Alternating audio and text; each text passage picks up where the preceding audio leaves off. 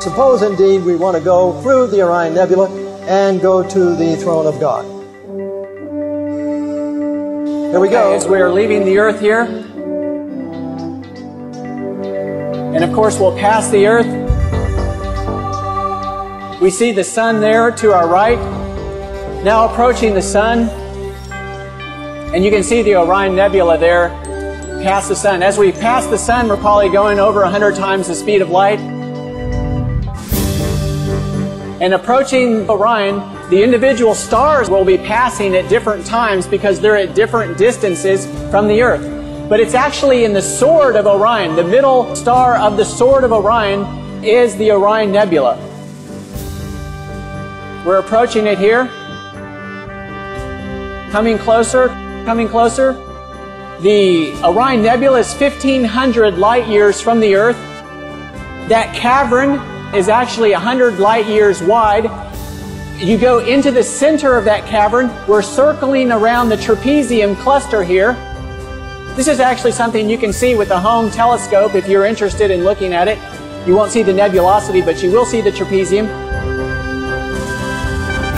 Going through the trapezium, continuing past the trapezium as we come to heaven, to the city of New Jerusalem with the foundations of precious stones, the gates of pearl.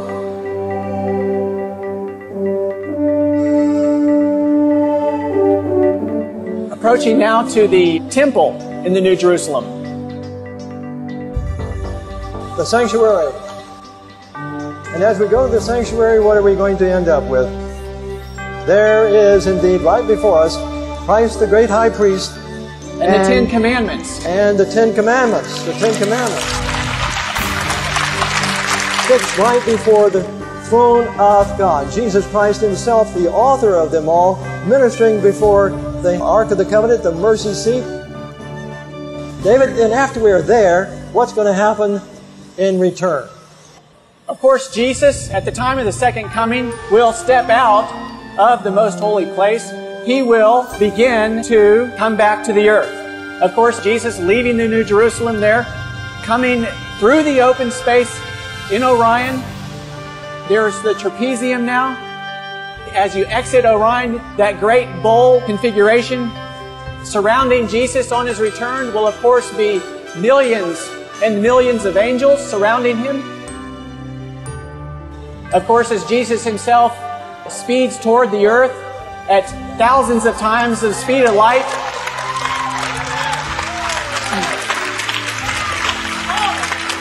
he will have to slow down as he approaches the earth.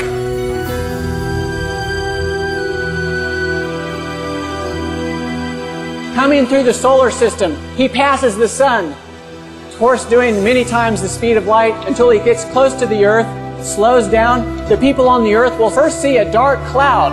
And as that dark cloud gets a little closer, a little brighter, and it finally lights up the sky. And as it lights up the sky, those people who are alive and waiting for Jesus will welcome him. They'll say, "Lo, here is our God. We have waited for him." In Revelation 14:12, here is the patience of the saints. Here are they that keep the commandments of God and have the faith of Jesus.